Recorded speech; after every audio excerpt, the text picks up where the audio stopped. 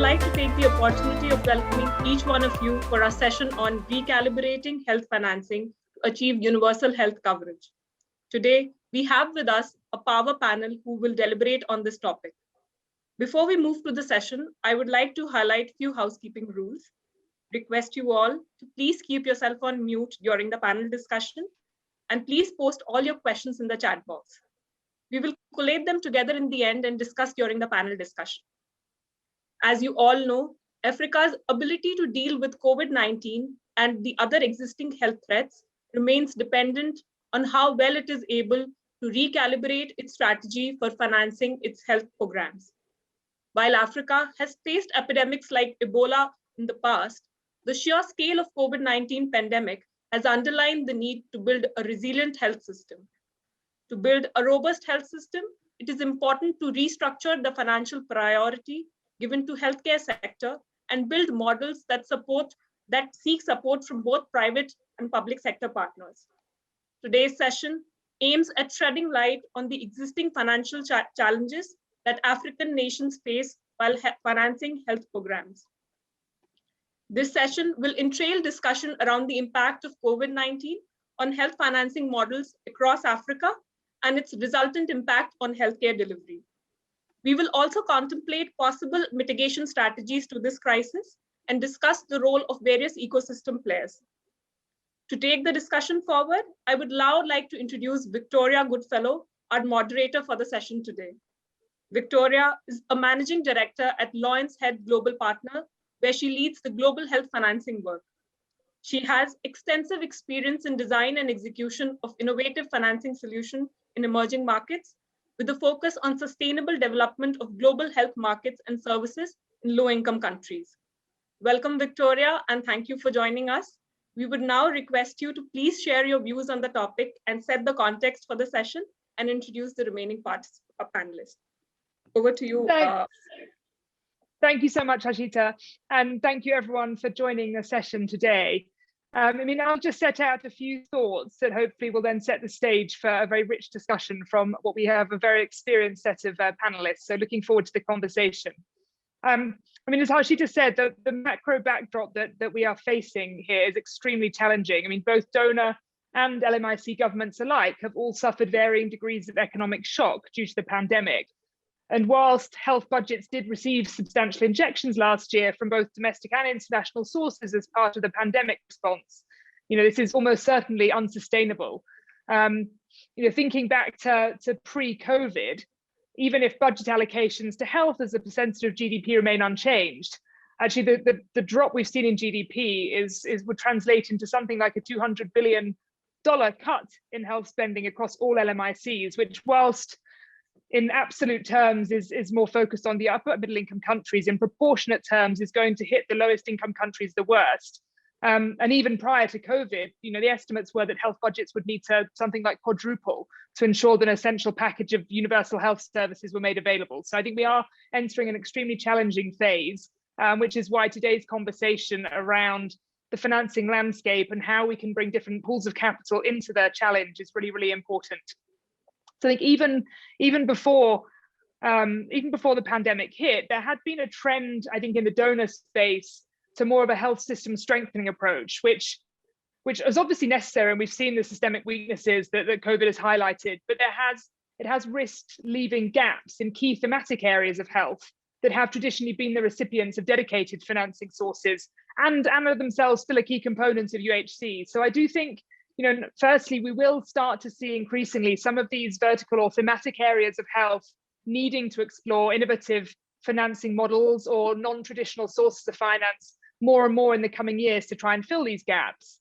And I think that does then bring with it a challenge to ensure these mechanisms are well coordinated and integrated with government objectives around UHC, and importantly, for them to be sustainable in the long term, whether or not the way that these models can be structured do have the capacity to unlock some additional domestic resource for health over time.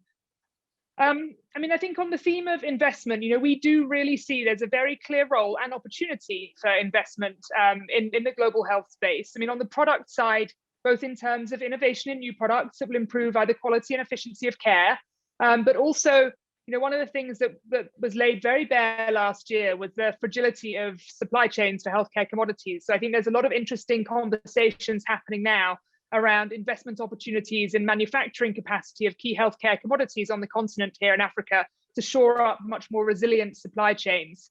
I think on delivery, the picture in terms of financing is a little bit more complicated for investment, in part because there's always this tension between prices and margins versus access and equity. And that's just a challenge, I think, that the impact community need to get their head around. And I think, on top of that, investing in services on the ground rather than, say, commodities often does become more of a macro play. There's obviously a lot of foreign exchange risk that investors take when they're investing in delivery on the ground. So I think that is something that I think, financing models will need to try and figure out how they can work through some of those challenges. But we certainly see a lot of interest in models that have accelerated due to COVID-19 impact. So particularly around digital health, telemedicine, so trends that, were perhaps starting elsewhere before, and now we're seeing a lot more interest in on the African continent as well. And there are also some interesting financing initiatives underway in the primary healthcare space, which we'll hopefully hear from a little bit more from some of our speakers today. Finally, just to sort of talk about given the need to draw in new sources of capital to support the sector in LMICs, I think there are going to be some important questions like coordination of different actors, not just around whether or not the initiatives are the right ones, but how we really draw in the funding to the most promising and highest priority areas. And we think when we often talk about sort of impact financing in healthcare, some people would say there's always a tension between financial return and impact. And I would challenge that. And I do think that if the impact is demonstrated, then the money will follow. But I think where I see a bigger challenge is that impact funding definitely is concentrated or has a temptation to be concentrated in those areas of health which are more readily measurable, which is obviously not true of the kind of broader resilient system strengthening type interventions that may also be needed. And there is also the challenge of how much money and effort is going into defining and measuring impact, which then takes some resource away from funding successful programs. I think linked to this, the last point I would just say is setting the stage is, there has been a clear trend for donors to also be increasingly focused on wanting to only fund successful programs, which is, as much as anything about a transfer of risk to other participants. And I think there are some questions around to what degree this transfer is in all cases appropriate, and the role that donors will still need to play with traditional grant funding in supporting some of the most innovative models that definitionally carry some greater delivery risk.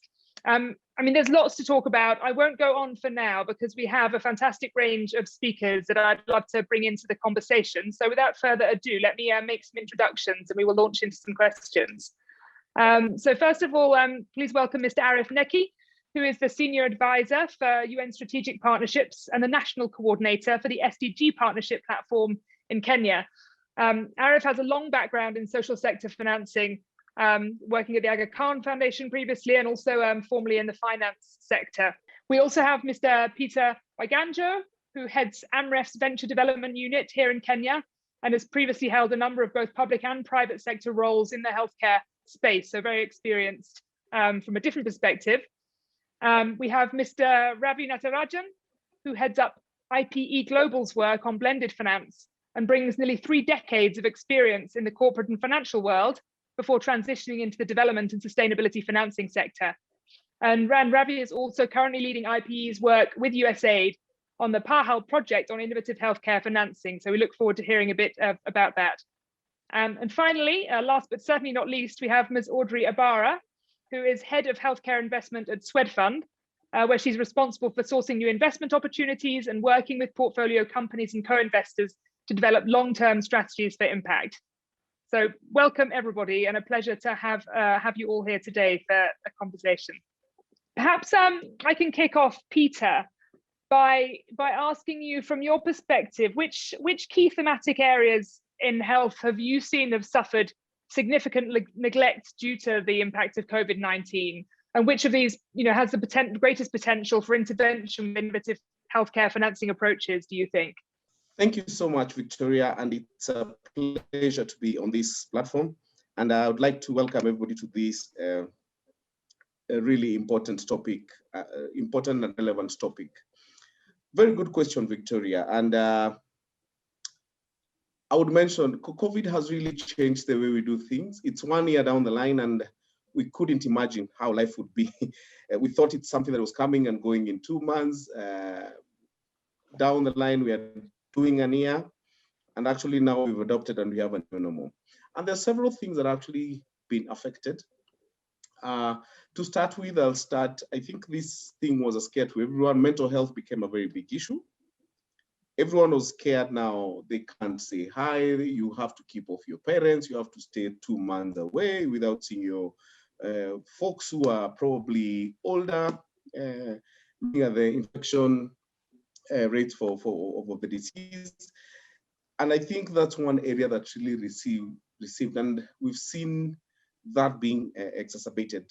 That condition was there, but not much was being, not really significant, but COVID, I think, has really exacerbated that. Number two, I'll speak to chronic care. We've seen people keeping off hospitals because we are associating treatment. I think it's the mode of testing for COVID-19, I am not sure, but we've seen people staying away from hospitals. And this includes people who had chronic conditions. I'm talking about people who HIV and TB patients, people who have non-communicable diseases, conditions like cancer and all that. So you find that we've had treatment interruptions. We've had routine monitoring affected of these particular patients. And that's on chronic care and also issues around that. We've seen also youth and adolescents' life being affected.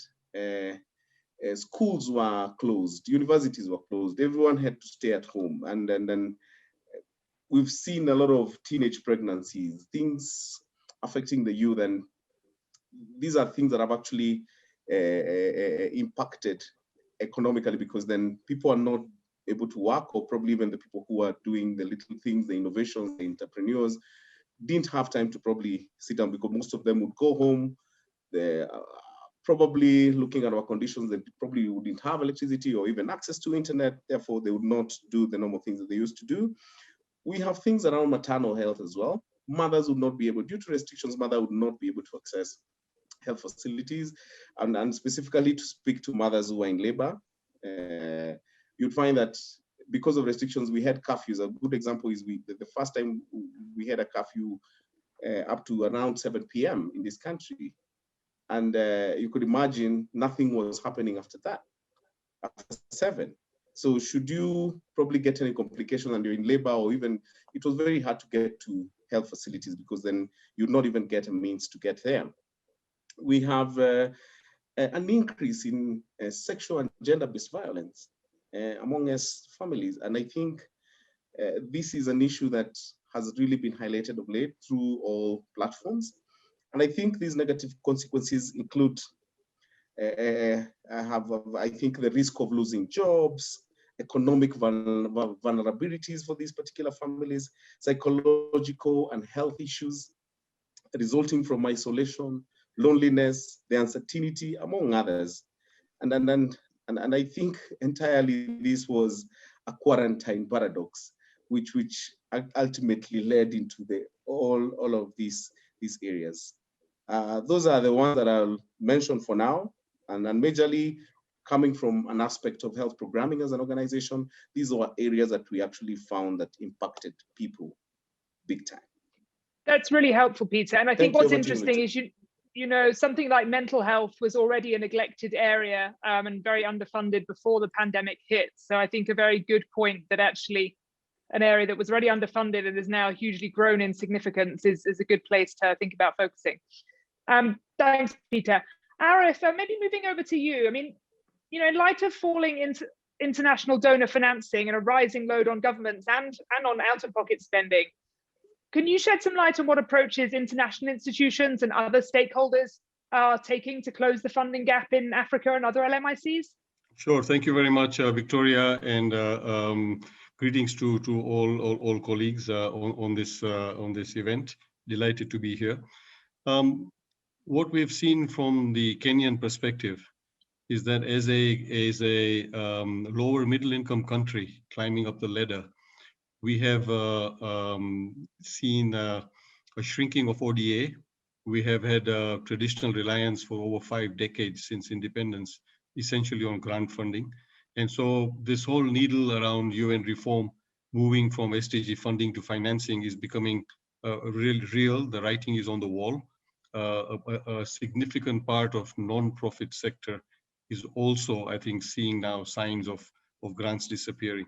So a lot of the I think requirement is sort of a reset on how we intend to continue our development impacts. Reliance on public funding is also constrained. We have a significant debt service and recurrent salaries. So barely 20 to 25% of our revenue can be spent on flexible development financing. The rest is essentially tied up on debt service that the next 3 or 4 generations will be paying off. So that behooves us to think about, okay, so where is this capital going to come from to continue our development impacts and finance healthcare where the needs are growing? And one of the things that we did as a response was create an SDG partnership platform in partnership with the government of Kenya, launched by the government in September 2017 at the UN General Assembly, with the comment that we always have traditional pledges of partnerships and SDG 17 at every conference.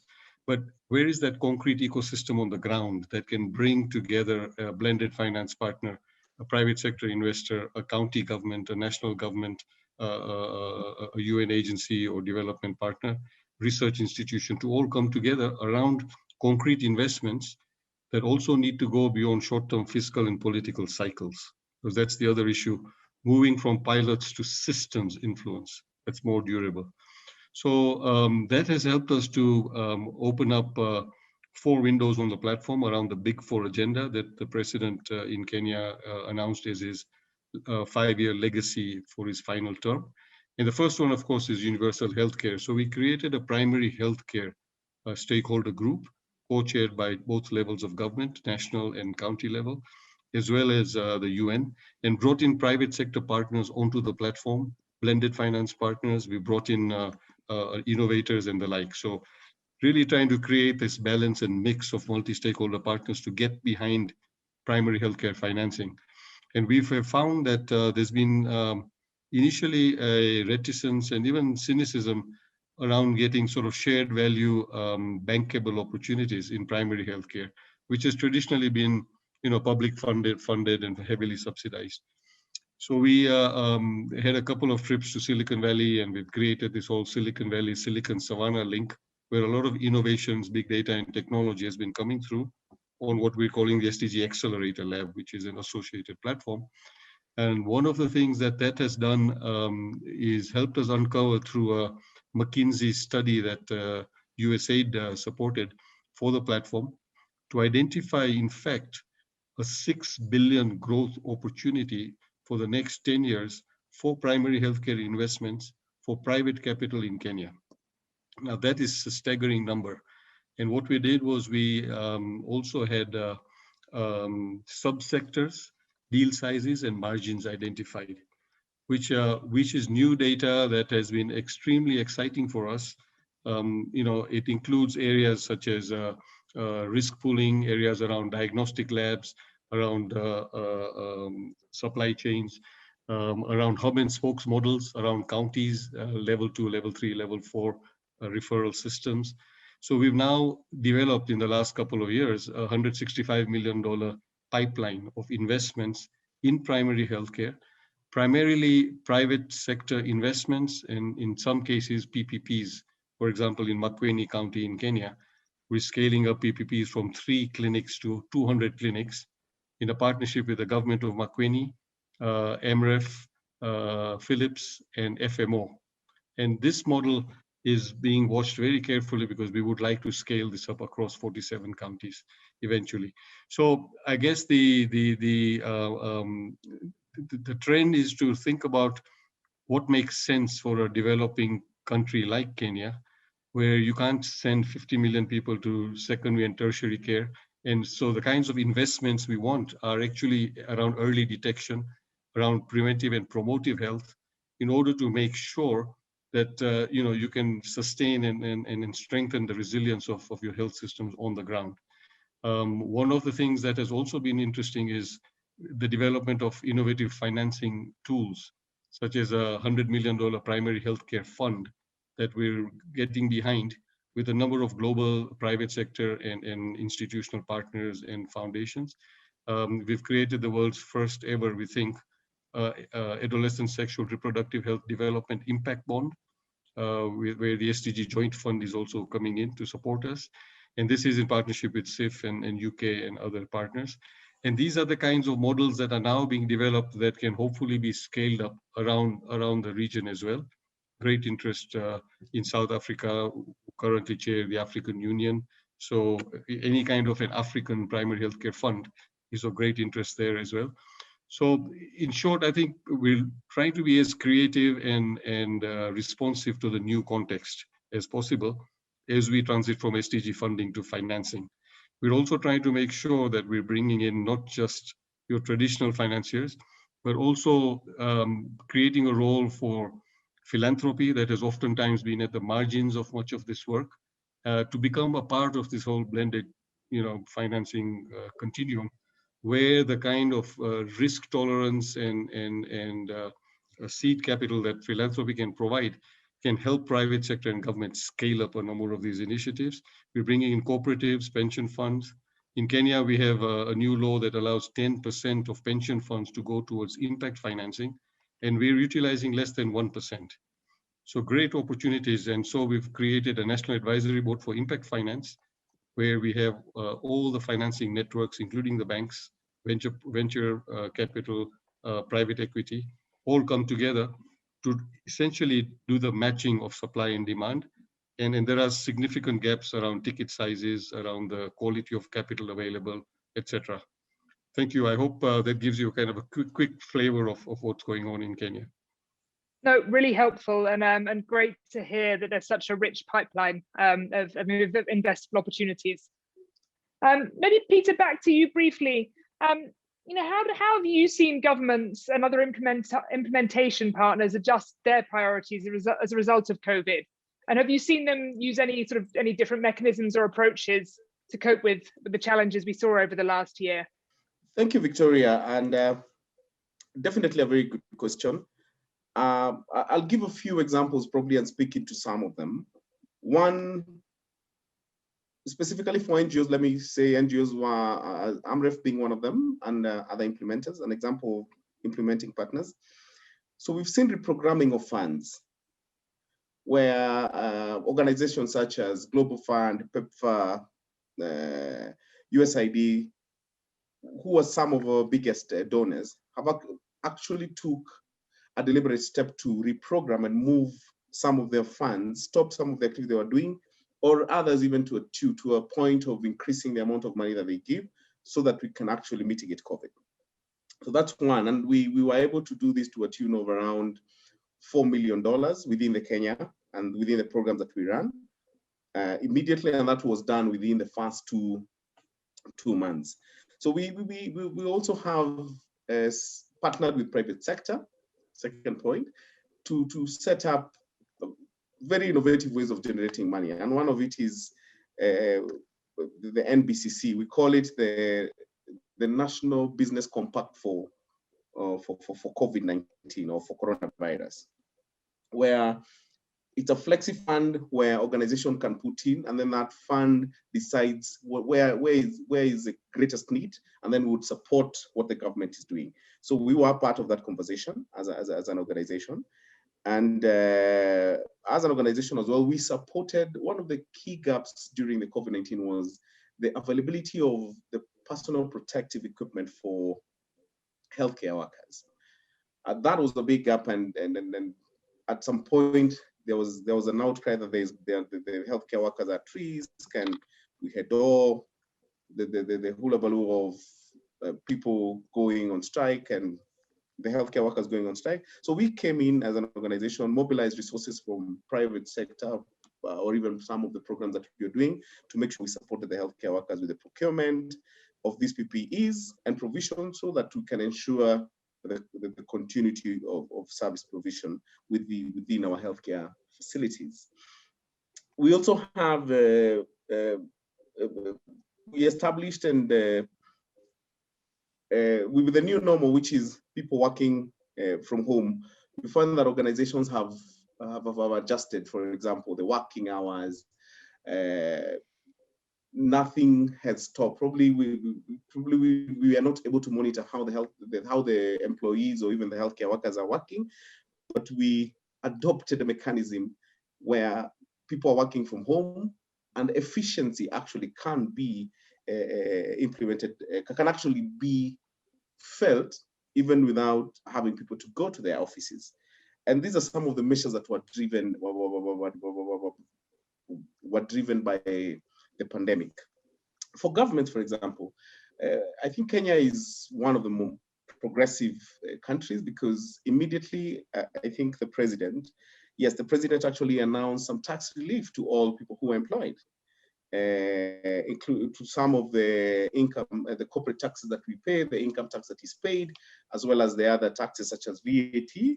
We saw that decrease so that can actually increase the amount of money that was going to the pockets of these people, because there was an economic shutdown and people didn't have. And we found that the only people who were working became the breadwinners for more than one family, more than their families.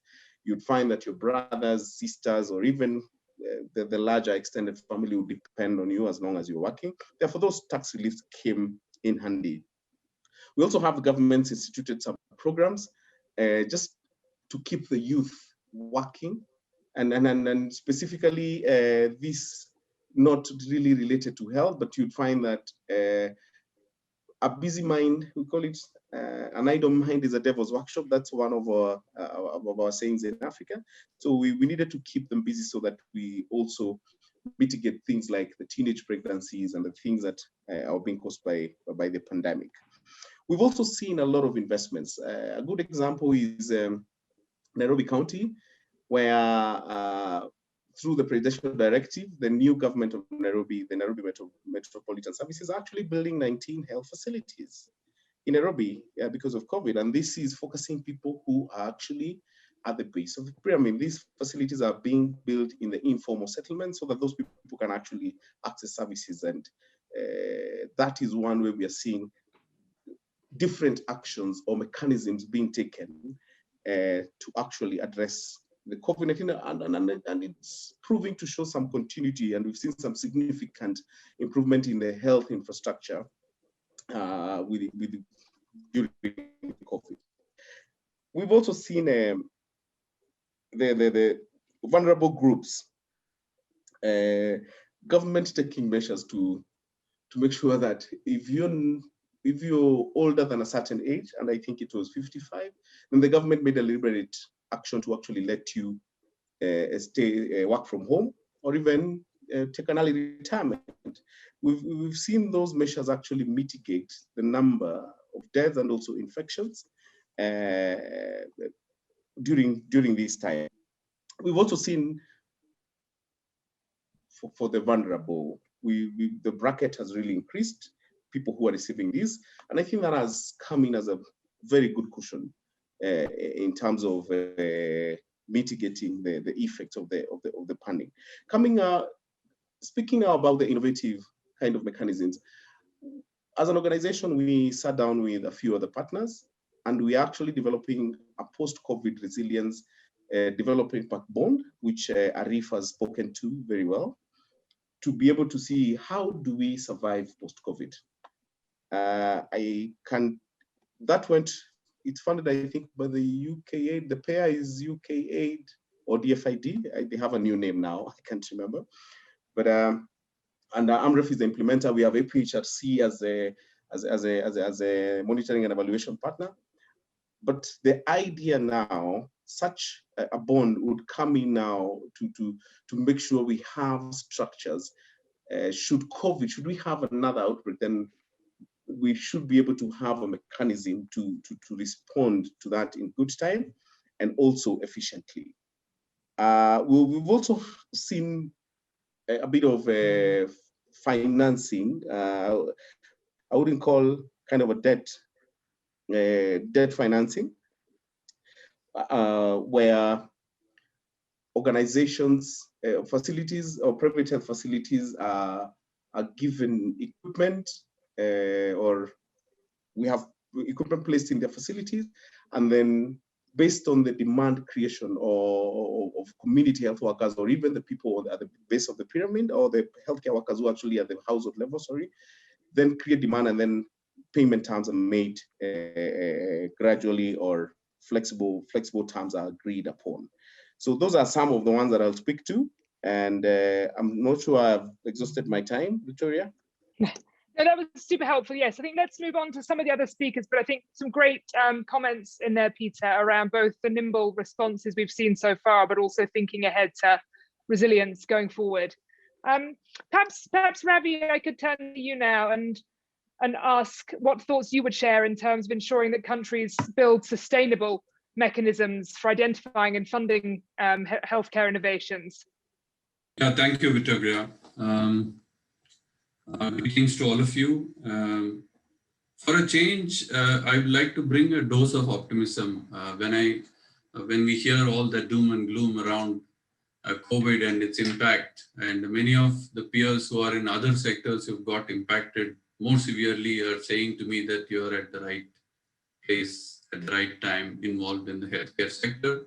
The consciousness towards health has never been much more better than, I would say, thanks to the pandemic and now. Across all stakeholders, be it at the government, be it at the policy making bodies, or even an individual citizen. Having said that, from the healthcare innovations and financing them has always been a challenge.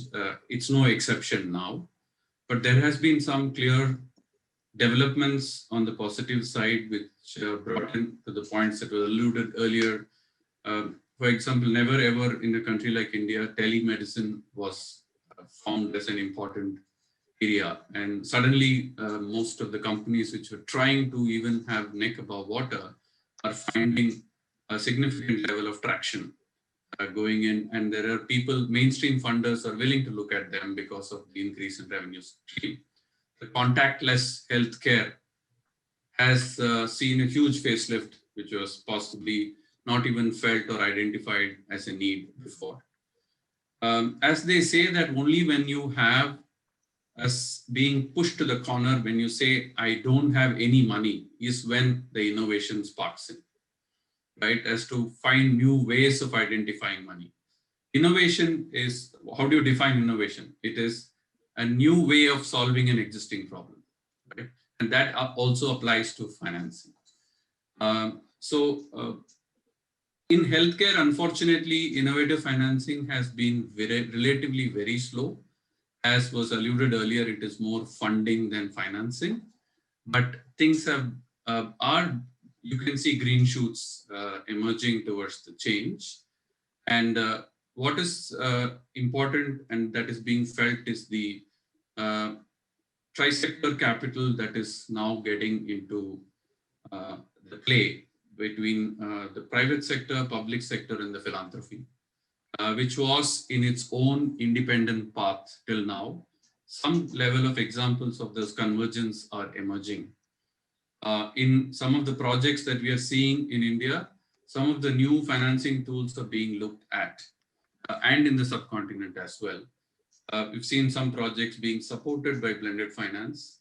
Early stage healthcare innovators are now finding ways to identify capital, which was becoming very, very tough till a year ago.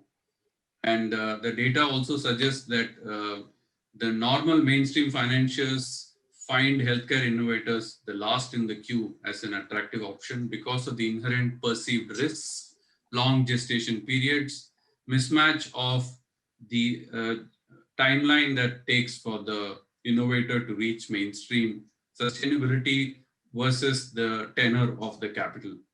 So the new forms of capital are emerging, and some of the instruments that we are seeing in the projects are the blended finance, like loan buy downs and blended loans, contract financing, umbrella portfolio guarantees are something that we have seen emerging, and we are also implementing the same in our project here. For the first time, we are seeing conversations towards social impact bonds in India coming in, where the government is willing to look at being the outcome funder for the first time. And that also, I would see that thanks to the pandemic, they've seen the importance of it. Some of the county municipal corporations are willing to come to the table for the conversations. Till a year before, it was a complete no-go area. And you have seen the vaccines and the COVID-19 related supplies have seen some form of innovative financing in the form of advanced market commitments. Pooled purchase mechanisms have also come into play. India has, like if you take the PPE kits, India started as an importer, and towards encouraging more of manufacturing and supporting financing mechanism for those integrated demand supply platforms has now become a net exporter. And so is the case with vaccine, which has been funded through some of these emerging financial instruments. So I will stop here. Thank you very much. That's great. Thank you so much, Ravi. And I think lots of really rich material in there that we maybe come back to in the Q&A and some discussion at the end. Audrey, bringing you in, it would be great to hear from your more private sector perspective how these various financing initiatives being worked on by bilateral funding agencies are viewed, and what do you see as the key opportunities and challenges for private sector participation? So as you rightly said, from where I sit in the private sector, our role is really to work with private companies to complement the public systems in healthcare. And while we may look at PPPs, we wouldn't do those directly. But as earlier speakers have mentioned, we are seeing a lot of blended financing projects coming in, either this mainly around funds. And it's a very interesting nexus to see all these pools of capital come together, because people like us would finance private companies, whereas some of these other grants or aid money would go towards public facilities. And how do you bring those two together? And so that's a very innovative space that we think could attract private capital and patient and commercial capital into the space. What would I say? I see as some of the challenges, scalable investments where this capital can be deployed, and investment-ready companies. So a lot of providers in healthcare are fragmented private side. So how do you then deploy $100 million in investments in Africa in one country? You don't find many opportunities. Even 10 million can be quite a lot to deploy. Providers are, it's a 2-3 man clinic or a very small hospital with 20 beds. They cannot take such large sums of capital. So the issue of fragmentation, I think, is one that needs to be addressed. And then developing healthcare management capacity. I think AMREF are doing a great job, and other institutions like that as well. Especially on healthcare management, we don't have, or I don't see a lot of hospital operators in Africa. A lot of that in the West, we see it in South Africa, we see it in North Africa. So you might find someone with capital and has built a 50-bed hospital, but then that expertise to run the hospital, you don't find a lot of operators that can come and do that. There is one project we saw in South Africa where they were managing hospitals, an operator. I think the company is listed on the exchange now, if I'm not wrong. And so, once that capacity in sub-Saharan Africa continues to develop, then I think it provides comfort to the investors, to the pension funds. If you know that this hospital will be managed by a professional operator who already has 300 beds, they have the experience, they know what to do. If the general manager walks out today, tomorrow they can bring in someone to sit in as they recruit. If that capacity is built, then it really starts to catalyze a lot more investments into the sector. Great, that's really, really helpful, Audrey, and some good information in there, especially around the need for scalable investments, etc. I mean, maybe back to you, Arif, briefly, just to hear your experience around fostering partnerships and coordination for investments into primary care and primary healthcare in Kenya. And specifically, sort of, how do you think small and medium-sized entities can better work together to ensure there are synergies in the space? Yeah, thank you, Victoria. I think some of the opportunities have been really around what I might call ecosystem convergence. You know, getting like-minded, complementary competencies together around specific project investments. So, for example, you can have a health service provider work with a company that's strong on digitization, work with a company that does some level of soft funding, etc. So we've created a number of those sort of smaller coalitions or partnerships, clusters of partners to come together. Some of the challenges, of course, have been around, the culture change in moving from your own traditional silo and moving from your own traditional branding into sort of working together. And the motto that we've tried and sort of push is to say that if we really want long-term sustained impact and a much greater opportunity in Africa for all, it's not a zero-sum game. So let's drop our egos, logos, and silos, and let's converge for impact. And a number of companies, particularly large companies, have begun to work extremely well together, which has been very interesting. In some cases, even former competitors have come together around particular types of initiatives. We have some interesting initiatives around local vaccine manufacturing, for example, initiatives that are looking at drone technology, initiatives looking around hubs and spokes models in the healthcare referral. What we found is also very important is to sort of have a neutral broker that works and builds the trust between these sectors. And hitherto, there has been oftentimes tensions or misunderstandings on the private sector and government, oftentimes. And oftentimes it's simply because they come in from different experiences in the past, and mostly grant-funded and public-funded experiences. So we've been able to have a platform that creates a sort of a neutral broker status, in where additional research, additional TA or facilitation skills are required. We're able to raise funding to try and provide that kind of facilitation in order that we can advance many of these programs. I just came off a call with the PPP unit at the Treasury of Kenya on an SDG investment fair where Kenya is presenting some of its high priority investments. And it's the same kind of thing where you want to bring in private sector partners with government and with bilaterals and multilaterals, but making sure that you're appealing to everyone's, what I might call enlightened self-interest. The incentive is to see a win-win for every partner coming to the table. This is about creating future markets. Africa has a tremendous opportunity with the youth demographic that we have, the average age being 19, compared to, say, an average age of close to 50 in Europe, where markets oftentimes are saturated. Here's an opportunity for us to really get young people into the healthcare space, community health workers who can go with their backpacks with the latest technologies and do that sort of preventive promotive healthcare that's required without necessarily investing in heavy building infrastructure. So it's about being nimble. It's about bringing in the right technologies and partners together. One issue we've noticed is that a lot of young innovators in Kenya who've been doing some amazing work, both on mobile and IT technology, have been enticed to prematurely sell off their innovations. And so we're losing a lot of IPs, intellectual property, from Africa. And many of the innovative companies that have been listed on the stock exchange have often been bought off and delisted. And a lot of this is gravitating back towards Silicon Valley and other places.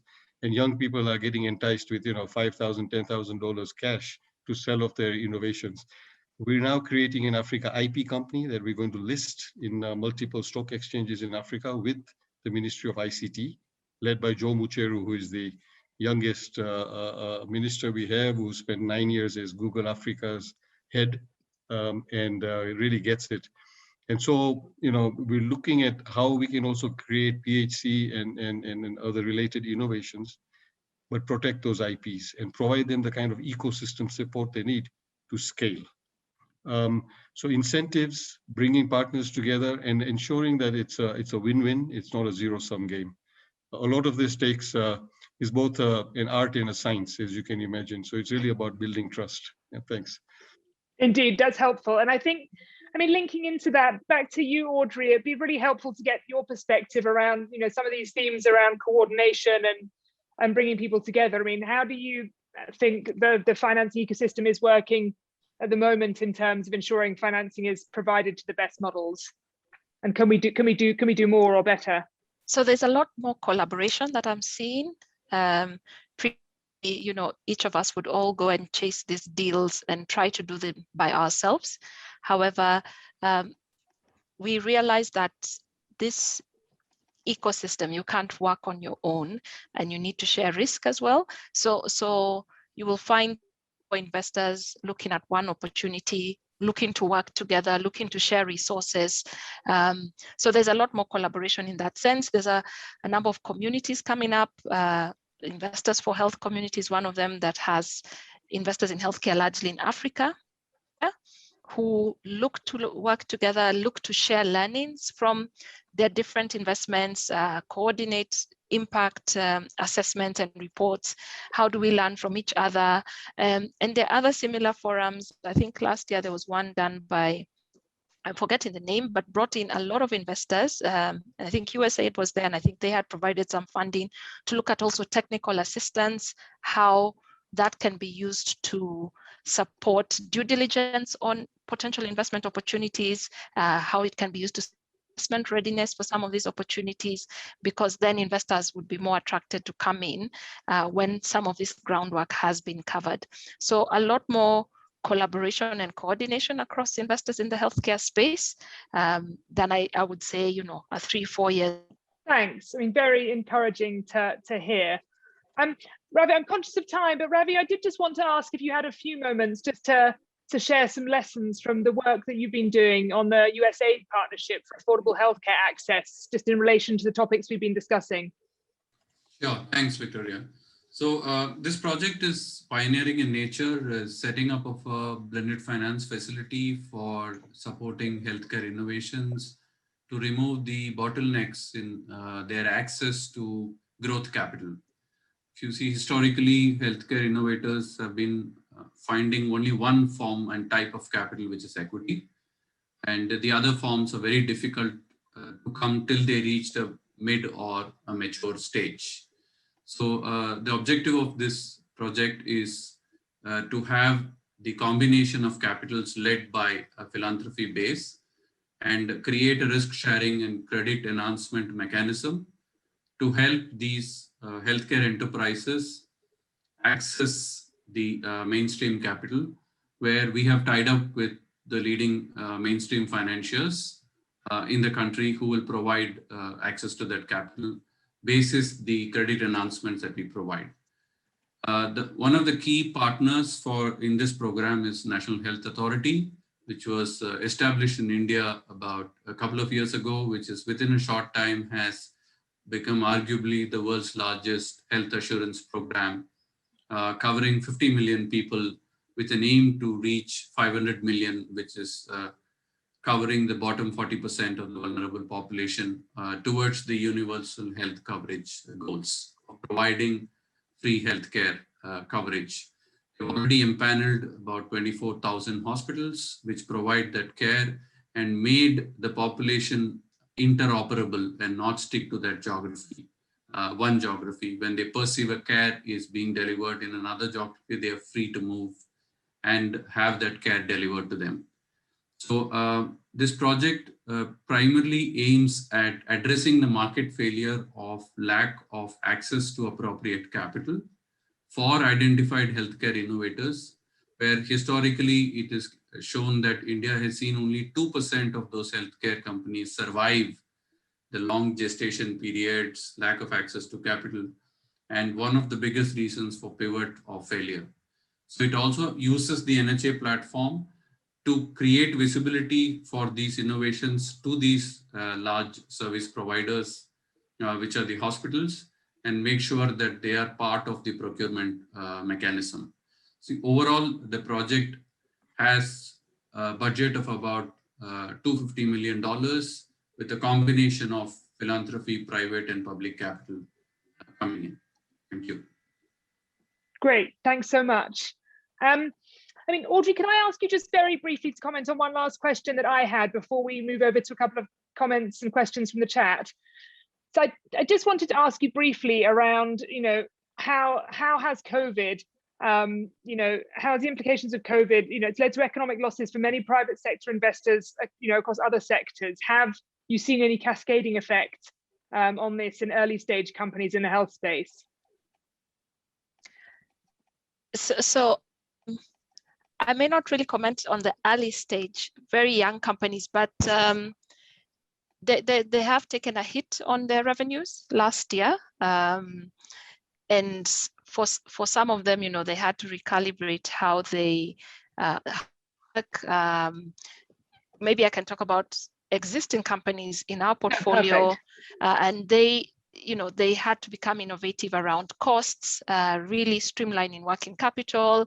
In some of them, reducing salaries for some period of time, reducing, if you take in temporary staff to support, those are easier to let go. Fortunately, we did not have any of our portfolio companies send any of their employees home. And so they worked creatively and innovatively to still keep the workforce. Sometimes there were challenges because when they work in teams and there's an infection in one team, 2 weeks, a whole entire team has to go off. One of the ways that we supported was to provide some technical assistance funding to help in de-risking operations. And in March and April was on PPEs and helping them to rejig the infrastructure, the waiting rooms. How do you have separate areas for patients to come in? Things like doors, automatic doors, reducing touch and that kind of thing. So we did support with technical assistance where we were able to do so, and we're still open to supporting our companies as well. But they have managed to rejig a lot of the operations, and they, at the end of the year, not too badly off. 1 or 2 actually came out better off because of the nature of their services, which was specialized, and people tended to go there more. So it was good for them. But I think on a net, they were able to, get through the year. Thanks, Audrey. And maybe let's just move. I'm conscious of time, but should we try and address just a couple of questions in the chat? I see, Ravi, you've answered Shubra's point there, and there's one up there for Arif. Do you think that current mechanisms for financing health innovations have been effective in addressing the gaps? Arif, are you still with us? If I may, shall I jump in, Victoria? Yes, please go ahead. So current mechanisms for financing health innovations, have they been effective in addressing the gaps? I don't think we're quite there yet. We've seen some interesting examples, some good initiatives that have gone forward, but I think there are many others which are really have good potential but haven't quite got the kind of financing and ecosystem support they're looking for. So I do think that there's a number of factors that affect this. One is just information and being able to connect to the right parties and sort of do the sort of matchmaking or dating service that we try and do between demand and supply. The other issue tends to be around ticket sizes. I think this was mentioned a couple of times, around the sort of the type of financing that's available and the terms and conditions and the like. And thirdly, often the risk appetite, because coming from a perspective sitting at the UN, working with private sector, but sitting at the UN, one of the issues for us is to walk the talk on the SDG logo on leaving no one behind. So how do we crowd in private financed innovations in health in vulnerable populations in remote counties such as northern Kenya, Mandera, western Kenya, the coast and the like? And oftentimes these aren't your most bankable propositions in the first instance. You tend to sort of gravitate to safer areas in the capitals and the like. So, that's where we're talking to a number of partners around creating sort of de-risking mechanisms, looking at, where we might be able to create some special facilities around this, to be able to actually help promoters to improve the risk profile of their project, let me say, and also to get some clear comforts from the counties and local stakeholders. And that's where I think we're very, we've been having conversations with Sweden, we've been talking to the European Union, we've been speaking to the African Development Bank and a few other partners. There are a number of de-risking tools for Africa that are out there, and even funds and resources, which oftentimes seem to be underutilized. And yet here you have this great issue of risk profiles. So in South Africa, the NAB has created a de-risking fund, which can really attract private capital to some of these areas. And over time, after critical mass of private sector initiatives are embedded, move on to the next area. So we're exploring some of these creative ideas around de-risking. And I think this is where I need to get hold of Audrey and kind of see how we might talk a little further about some of these issues. So I think a lot more needs to be done, and a lot more needs to be systematic. I think we're a little too fragmented in our ecosystem. Thank you. Thank you very much. I've got one here for Peter.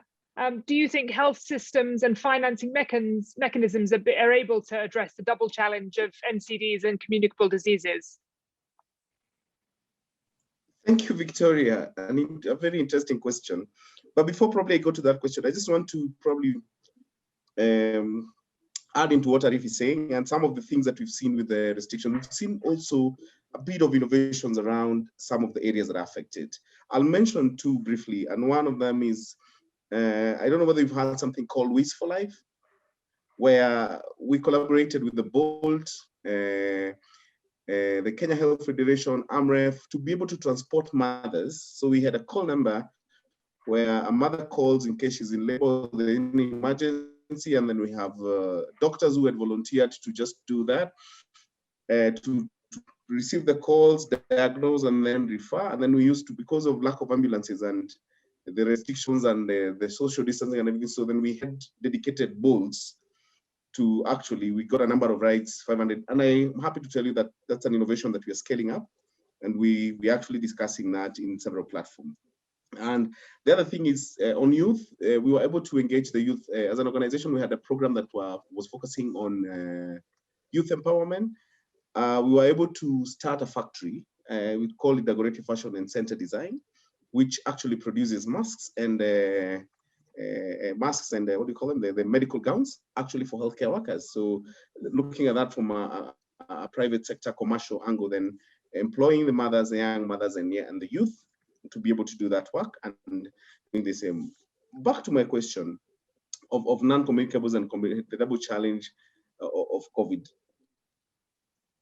I think as a country, we are lucky because then we did not, our healthcare system did not collapse. We didn't have so many admissions, or we didn't have a lot of cases within facilities. I think the restrictions helped, but I still don't think we are there yet, and we'll need a lot of investments, particularly on existing ones, on communicable diseases, because we have lost some cases on TB. We might see now probably new strains of TB coming up because people are not able to trace and treat the patients. We had people who had skipped. Similar case to non-communicable disease. And looking at COVID, the infection of COVID-19 to the people with lifestyle diseases, you find that people who are, chances of survival are very low if you have a pre-existing condition. Then also the impact of the disease on you is actually higher. So in terms of investment and in terms of, it is important to redirect funds, and most importantly, we need to get a mechanism that can address the programming in non-communicable diseases, purely changing the behavior. And I would agree with Ravi. I'll agree with Ravi that healthcare has never been so important. It is so much in our mouths right now. Everyone is running. The fun thing about even COVID was everybody, I think, was bored at home and they started doing a form of exercise. They're mitigating to be, because you're told if you're obese, if you have this pre-existing condition, then and you get COVID, chances are very high that you might die or you might get affected more. So people started becoming active. And I think that conversation needs to continue. And how to do that as an organization, we are also playing in that space, and we are creating enterprises or ventures, which is part of the work that I do, to actually look at how to do that sustainably. So whether the health system can stand, we are yet to see, but we are seeing also significant investments, as Arif has said, within the healthcare, and also the enhancement. We will not achieve the UHC if we do not invest in primary healthcare, because those are the solutions that are implemented at household and community level, and then therefore directly impacting patients or the people on the ground. Thank you, Victoria. Thanks, Peter. I mean, quick one out here. I mean, there's a question around availability of vaccines and efforts to improve self-sufficiency for products such as vaccines. I mean, are we seeing initiatives like this happening? I mean, maybe I can comment on that a little bit, actually, because I've also been looking at this topic at Lion's Head, and I do think, there has been a significant degree of interest from donors to start funding local manufacturing projects. Some of these are quite nascent, so there's still a lot of work to be done in building good business cases for domestic manufacturing. But I think there's some real opportunities within Africa, particularly, say, looking at the vaccine space, to actually leapfrog and adopt newer technologies to be able to produce at smaller scale domestically, and to really have a more resilient vaccine supply chain in the medium term. So there's definitely lots going on in the vaccine space at the moment.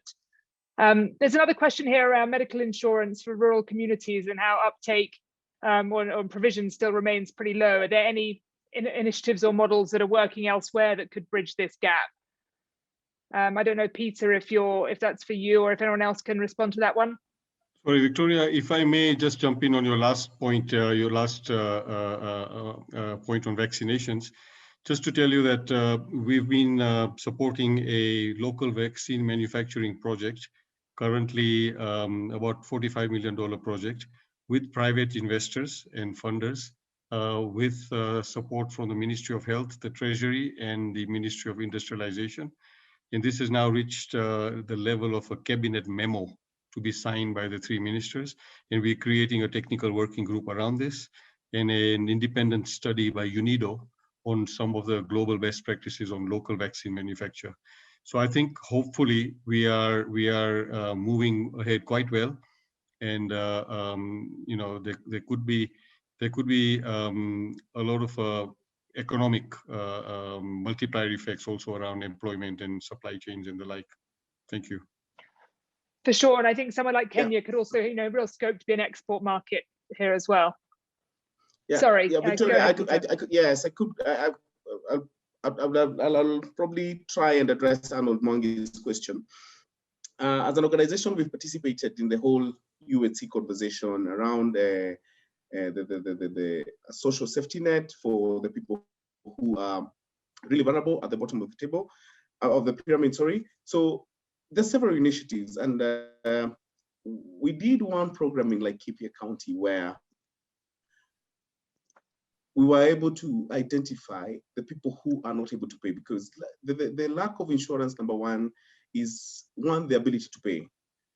But number two, there's also an aspect of people the communities on the ground actually not being able to relate whatever they have as assets as part of health. I'll give you an example. In Laikipia, after the study, we actually profiled the entire 110,000 households, and we found that only 20% are not in a position to actually pay for health insurance. And that's in reference to NHIF in Kenya now. And one of the things we found is you'd find someone has 10 goats, for example. People have 10 goats, and eventually they don't see that goat as a farm. So one thing we used to tell them is, if you actually sold this one goat, if actually you sold this one goat, you'd actually pay for your insurance for your whole family for 6,000 shillings. So someone had chicken, others could probably selling eggs, but they don't link the eggs to actually their health. So there's a lot of that needs to be done. And you'd find that even the poorest of people had actually a transaction of not less than 2,000 per month on M-Pesa, meaning there is someone who's actually receiving money or paying money for them.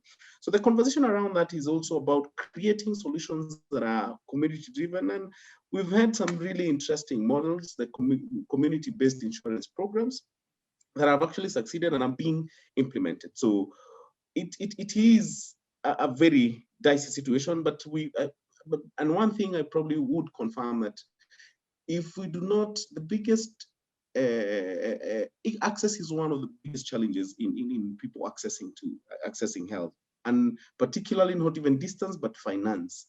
So domestic financing and input from the government is a really key important to actually cover the people who cannot pay, because those are the people who are most vulnerable, and we call them the indigents. And in other words, people who actually live below the poverty. So there must be a deliberate advocacy or mechanism, and how probably Arif would help us in that is, or probably help the government is, how do we know who is poor and pay for them, or even have a sliding scale where you pay a bit and then the government can pay for you, and we have all the others, the people who actually cannot pay entirely, and then the government is able to pay for them. And whoever is able to pay then must pay for insurance. Thanks, Peter. I'm a little conscious of time, and you've all been very patient, and hopefully most people have hung on the line to listen to all these really interesting responses. I mean, perhaps let me just take a short moment to try and wrap up some of the rich information that we've heard here tonight. But I'm sure people, I can speak for myself, and maybe other panelists will be sort of responsive if further questions come in after the session. But look, I think we've heard that the health needs that were here before COVID have certainly not gone away, and actually some things have even increased, particularly around things like mental health. There have been some very nimble responses to address needs that have arisen, but clearly, the finances from both donors and governments are very stretched in terms of being able to deliver sustainable services. So clearly, big role for innovative finance here. There is a growing consensus, it sounds like, that there's a decent pipeline of investable opportunities, including around primary care, which there has been skepticism around before. So that's really great to hear that the tide is turning a little bit on that. Although clearly some barriers remain around fragmentation, ability to disperse sizable investments, etc.